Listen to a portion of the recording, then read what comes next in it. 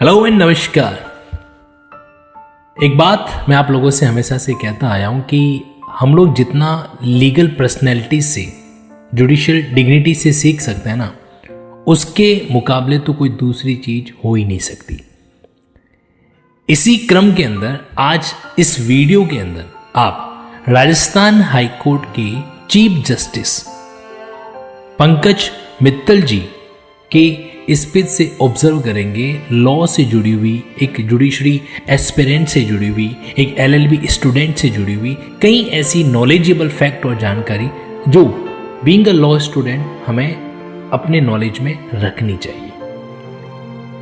अभी हाल ही के अंदर Jaipur law festival, Subodh Jain law college Jaipur के ऑडिटोरियम के अंदर ये इवेंट हुआ था, जहां पर honourable chief justice of Rajasthan high court Pankaj Mittal sir ने जो है ये बातें कही थी, जिन्हें आप अभी पर्सनली सुनने वाले हो। मेरा विश्वास है कि उस मंच से कही हुई जो बातें वहाँ के स्टूडेंट ने बेनिफिशियल तरीके से ऑब्जर्व की थी, वही बेनिफिशियल ऑब्जर्वेशन आप भी इस स्पीच को सुनते समय करेंगे और कहीं न कहीं जो है ये आपके करियर के लिए, आपके नॉलेज के लिए बहुत ही हेल्पफुल रहेगा। तो इसी बोनाफाइड इंटरेस्ट में ये स्पीच आपके बीच में शेयर की जा रही है।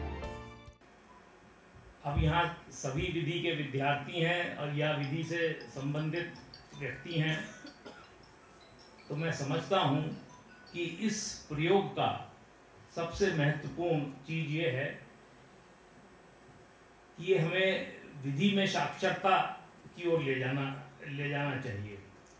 जैसे लिटरेसी की हम बात करते हैं, अब हमें विधि लिटरेसी की बात करनी चाहिए, क्योंकि हमारे देश में जो विधि का प्राविधान है वो यही है कि ये समझा जाता है कि हर नागरिक को विधि के बारे में पूरी जानकारी है और nobody can plead ignorance about law. लेकिन वास्तव में ऐसा नहीं है। हमें किसी को भी सारे नियमों और कानूनों के बारे में कोई जानकारी नहीं है। हमें इसलिए वकीलों के पास जाना पड़ता है या उसकी जो है हमें कहना पड़ता है कि हमें जानकारी नहीं है, जो कि लॉ के बिल्कुल विपरीत है।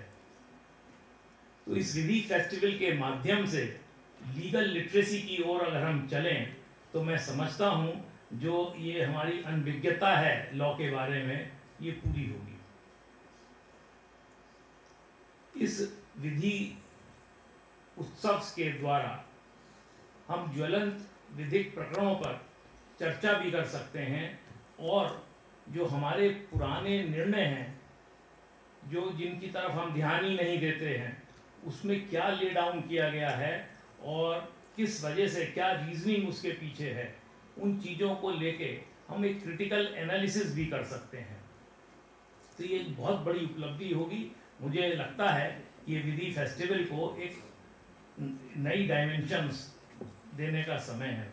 आप लोग 2-3 वर्षों से ये प्रयोग कर रहे हैं और बड़ा सार्थक ये सिद्ध हो रहा है। दूसरी बात जो मैं कहना चाहूँगा वो यही है कि विद्यार्थियों के लिए डिसिप्लिन ये सबसे महत्वपूर्ण है। ये आगे जीवन में भी बहुत सार्थक रहता है। Discipline is the soul of life. अब डिसिप्लिन कैसे आएगा? डिसिप्लिन भी 2 प्रकार के हैं। एक तो पर्सनल डिसिप्लिन होता है, एक इंस्टीट्यूशनल डिसिप्लिन होता है। तो जब इंस्टीट्यूशनल डिसिप्लिन की बात आती है तो शायद हमारे पर्सनल डिसिप्लिन उसके आगे गौड़ हो जाते हैं। हमें पहले इंस्टीट्यूशनल डिसिप्लिन को देखना पड़ेगा। आज हम हाई कोर्ट में काम करते हैं तो हमें हाई कोर्ट का डिसिप्लिन पहले देखना है और अपना पर्सनल बाद में, कि हमारी पूजा कितने बजे होगी, नहीं हमें छोड़नी होगी, हमें हाई कोर्ट के टाइम पे पहुंचना होगा, उसको आगे पीछे करना है। ये नहीं कि पूजा छोड़ देंगे, लेकिन उसके हिसाब से एडजस्ट करना होगा। तो ये दोनों प्रकार के डिसिप्लिन बहुत अहम है जीवन में। और ये डिसिप्लिन कैसे आए, इसके लिए हमारी शिक्षा पद्धति जो है बहुत उसकी ओर ध्यान देने की आवश्यकता है। शिक्षा हमारी कैसी हो? हमारी शिक्षा ये किताबी शिक्षा से काम नहीं चलेगा, ये डिग्री सर्टिफिकेट लेने से भी बात नहीं बनती है। शिक्षा हमारी नैतिक शिक्षा होनी चाहिए, नैतिकता आधारित शिक्षा होनी चाहिए, मूल्यों पे आधारित शिक्षा होनी चाहिए। गांधी जी भी यही कहते थे कि the purpose of real education is to turn out good citizens.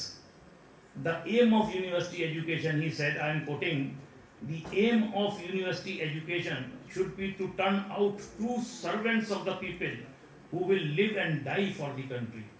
तो इस प्रकार के हमें विद्यार्थी चाहिए जो आगे चलकर देश का निर्माण करें। और देश का निर्माण कैसे होगा?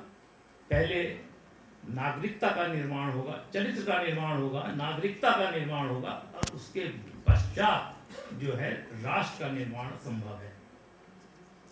इन सब चीज़ों को अगर ध्यान में रखते हुए आप यूनिवर्सिटी के बाहर आने पर जब अपने प्रोफेशनल जिंदगी में कदम रखेंगे तो आपको बहुत सहूलियत होगी। और जहाँ तक प्रोफेशन ऑफ लॉ का सवाल है, हर कोई जानता है ये एक बड़ा नोबेल प्रोफेशन है। नोबेल प्रोफेशन शायद इसलिए नहीं कि यहाँ अच्छे घरों के लड़के वकालत के लिए आते हैं या यहाँ आके जो है बहुत आपको लिवरेज मिल जाता है, ऐसा कुछ नहीं है।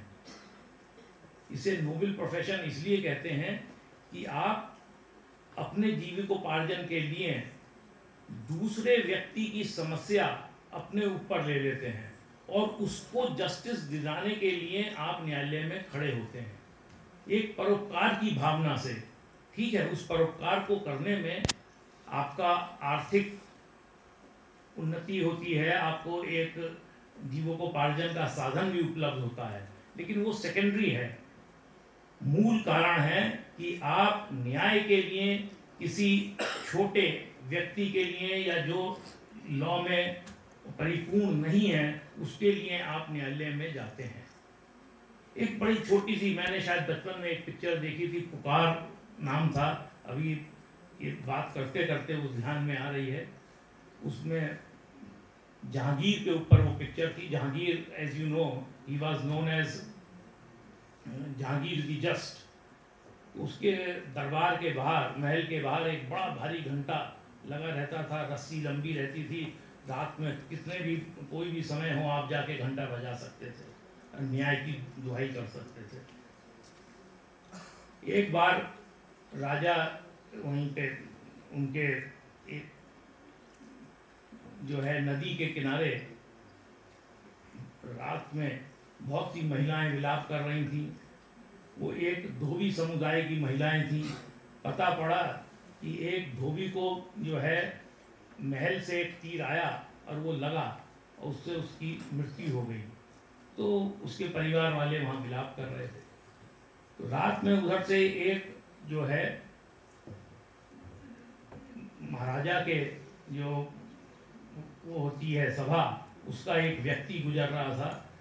तो उसने देखा ये विलाप हो रहा है तो जाके पूछा, कारण पता लगा।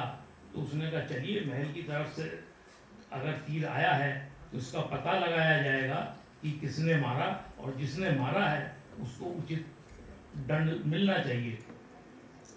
वो धोबी की पत्नी को लेके महल की ओर चला और धोबी से उस पत्नी से कहा कि आप ये जंजीर खींचिए, रस्सा खींचिए, घंटा बजाइए, जहांगीर जो हैं हाजिर होंगे और आपको न्याय मिलेगा। वो महिला विलाप कर रही थी, उसमें इतनी शक्ति भी नहीं थी कि वो उस रस्सी को खींच पाए। उसने बहुत दम लगाया, वो रस्सी नहीं खींच पाई, घंटा नहीं बज रहा था। वो उस पर लटक गई। वो जो शाही व्यक्ति था वो उसको प्रोत्साहित करता रहा कि और दम लगाओ, लेकिन वो नहीं बजा पाई। ये इंगित कर रहा है कि देखिए एक गरीब व्यक्ति या एक जो विलाप करता हुआ व्यक्ति है जिसकी पहले ही दुर्दशा बनी हुई है, वो न्याय के लिए जा ही नहीं पाता, वो अप्रोच ही नहीं कर पाता। तब ये शाही व्यक्ति ने अपना एक हाथ उस रस्सी पे लगाया उस महिला के साथ और जोर से घंटे को खींचा, घंटा बजा।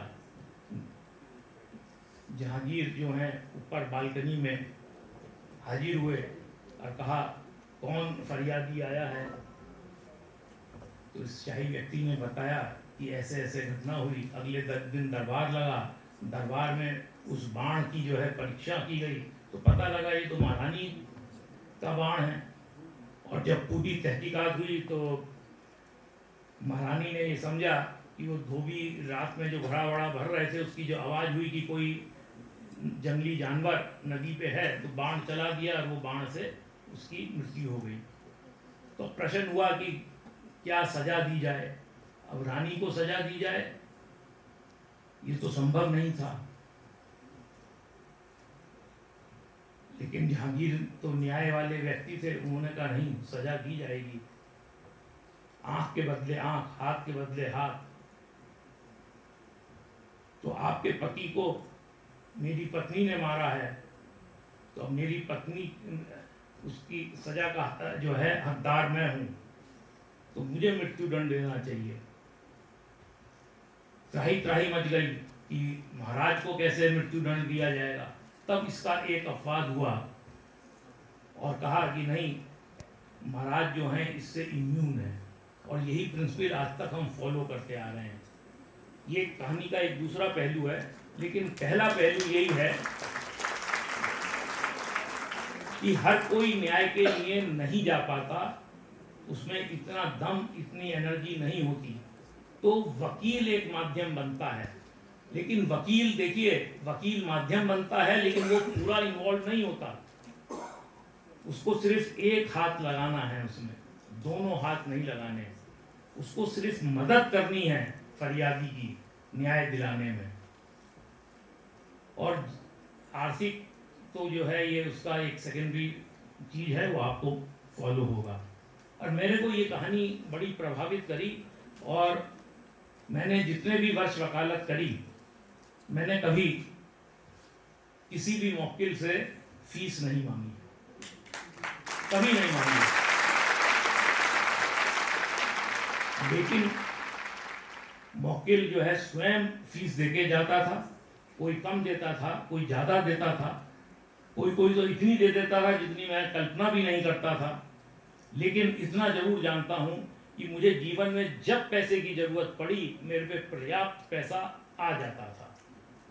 और ये सब जो है परोपकार की भावना से काम करने से होता था। तो मैं तो बस इतना ही कहूँगा कि आप लोग आगे जीवन में कदम बढ़ाने जा रहे हैं, एक नए प्रोफेशन में आएंगे। कुछ लोग वकालत करेंगे, कुछ न्यायिक सेवा में जाएंगे, कुछ एकेडमिक में जाएंगे, कॉर्पोरेट वर्ल्ड में जाएंगे। लेकिन सभी जगह सबसे पहले डिसिप्लिन की आवश्यकता होगी। उसके लिए चरित्र निर्माण, नागरिकता निर्माण और दूसरा डिसिप्लिन के साथ जो है काम करने की जो है कोशिश आपको करनी है। और जितना परोपकारिक रूप से आप काम करेंगे उतना ही फूले फलेंगे। अंत में मैं इतना ही कहूँगा कि एक भारत का जो संविधान है वही हमारा एक मूल ग्रंथ है, जिसे कहना चाहिए एक धार्मिक ग्रंथ के तौर पे हमें लेना है और राष्ट्र निर्माण के लिए हमें लगना है। लेकिन ये संविधान को हम वेस्टर्नाइज्ड कल्चर के अनुसार नहीं क्रियान्वित कर सकते। ये संविधान हमें जो है भारतीय संस्कृति, सभ्यता और यहाँ के परिवेश में लागू करना है। तो इस चीज़ को ध्यान में रखते हुए ही हमें संविधान की पढ़ाई करनी है, संविधान को आगे आने वाले जीवन में लागू करना है।